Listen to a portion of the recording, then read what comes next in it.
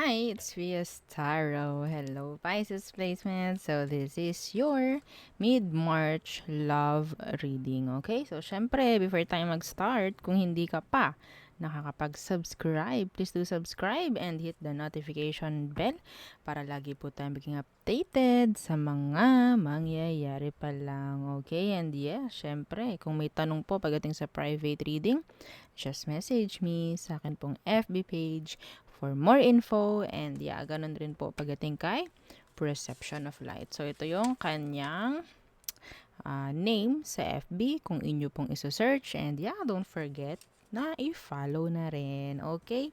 Thank you!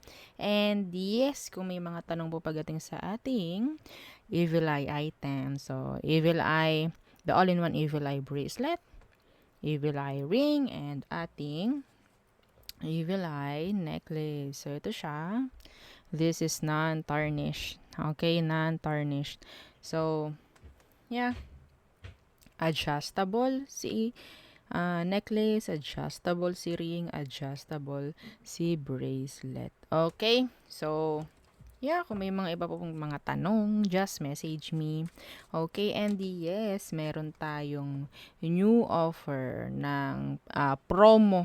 Okay, so kasi ang daming hindi nakahabol nung nag-promo ako, like 15 slots lang kasi yon, no? And yeah, ang daming gustong humabol. Pero yes, I think gagawa kami ng panibago, maybe next week. Pero syempre, yeah, i-ano ko kayo. Okay? Don't you worry.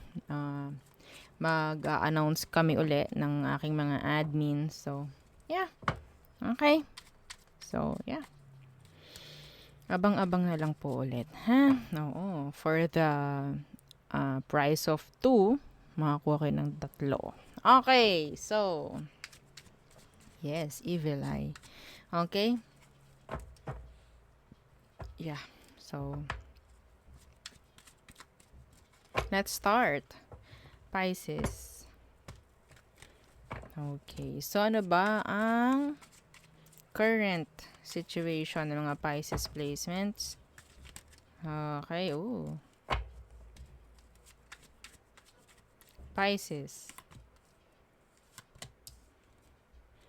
The Knight of Swords.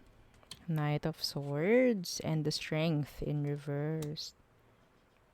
May napapagod na kakagaod, kakagawa ng way, kaka-fix something. Yeah. Dahil meron hindi nakikipag-cooperate ng ayos. May napagod sa sitwasyon. May napagod. Hindi lahat, no, kailangan gawin sa sitwasyon. Yan din ang nakukuha ko. Hindi lahat dapat is ikaw lang. It takes two to tango, sabi.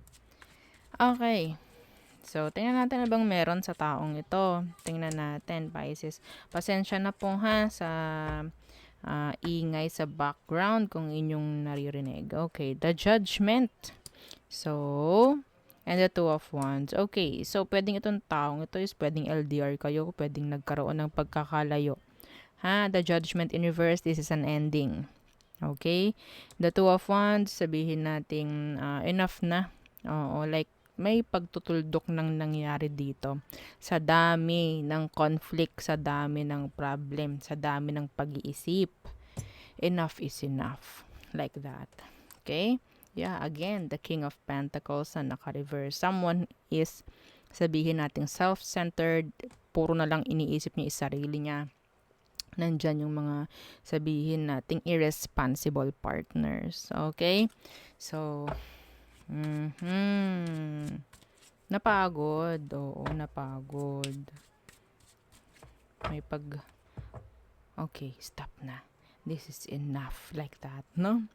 Okay. So, ano bang magiging takbuhan, no, ng inyong sitwasyon? Ano magiging takbuhan ngayong March? Tingnan natin. Okay. The Hierophant and the King of Wands. So, wala pa rin eh. Wala pa rin ako nakikitang pagbabago na mangyayari. Okay? Some of you, kung kayo ay kasal, nandyan pa rin yun, no? Oo. Okay? Nandyan pa rin. The Hierophant, this is commitments. Okay? This is commitments. Pero, ang nakikita ko, hindi ka pa rin makakakuha ng something doon sa taong inaasahan mo. Okay? So, the King of Wands Universe, pwedeng sabihin nating andyan rin yung pagmamanipula. Andyan rin yung pagpapaasa ng taong ito. Pwedeng papaasahin ka pa rin, no? Pero sa tingin ko, kung nilalayuan mo na tong taong to at sa tingin ko nakakapag-isip ka na kailangan ko na sigurong gumaod ng akin dahil hindi rin naman sila nakikipag-cooperate ng maganda at maayos, mas maganda na lumayo, no? Mas maganda na parang hindi ka na umasa sa ganito. Okay?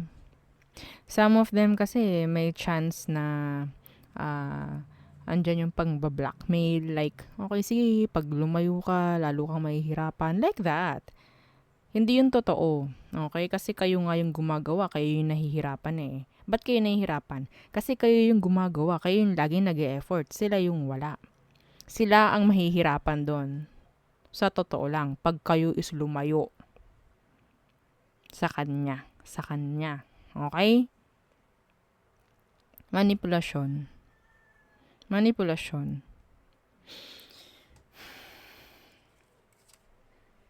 Yeah, the Lover's Universe. May pag-iisip na dito. May pagdedesisyon ng gagawin yung iba sa inyo. Okay? So, kung ano sa tingin nyo, yung magbibigay sa inyo ng kagaanan, yun ang sundin nyo. Okay? Hindi kayo para magpa-control, no? Sa ganito. Hindi, pagod na masyado. Physically, mentally, di ba? Financially drained. Okay? May bisyo. Yung iba sa kanila. I'm sorry, may bisyo. No? Pero, andyan yung panahon talaga na sumusuporta ka pa rin. Pero dumarating sa punto talaga na okay, parang kailangan ko nang tigilan to kasi sobra nang nauubos na ako. Parang ganon. So nakakapag-isip ka na pagdating sa kanya na layuan, itigil na to, i-end na yung cycle. No? Kasi yun nga, sabi ko, magiging takbuhan nito is nandyan pa rin a lot of manipulation still. Okay? So, ano ang advice or outcome ng mga Pisces placements sa ganitong sitwasyon? Yeah, the Hermit in reversed. Energy ng parang experienced. Oo. Okay, experienced mo na. Nakita mo na lahat, nalaman mo na lahat. Like that. Yeah, and the World. See? This is endings.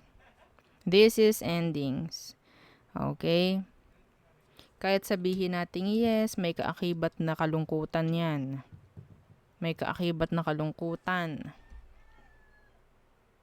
Masyado ka ng maraming nasuong, no? Nakalungkutan. Wala na to.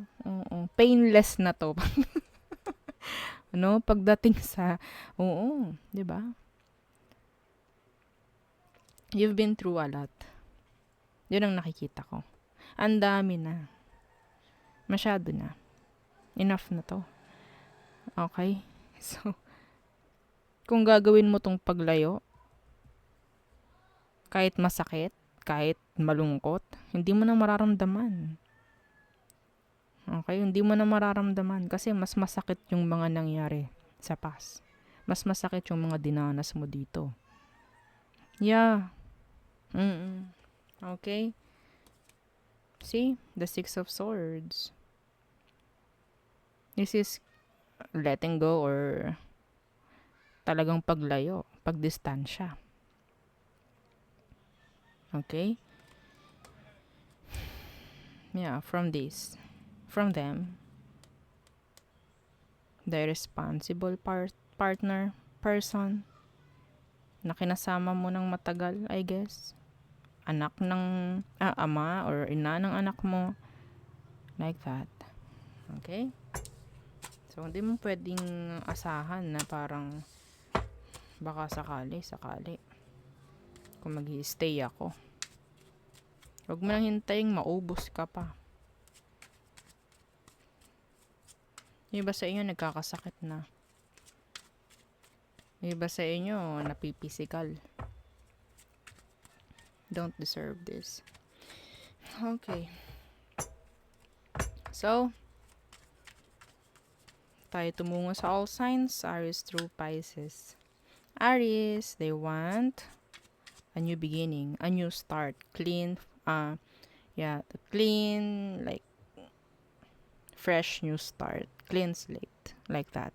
Yeah, okay. Taurus, they want a relationship with you. Strong connection with this Taurus. Excuse me. Gemini, there is a delay. Maybe this Gemini is causing you delays, no? Cancer, so pwedeng gusto niya makipag-ayos in general.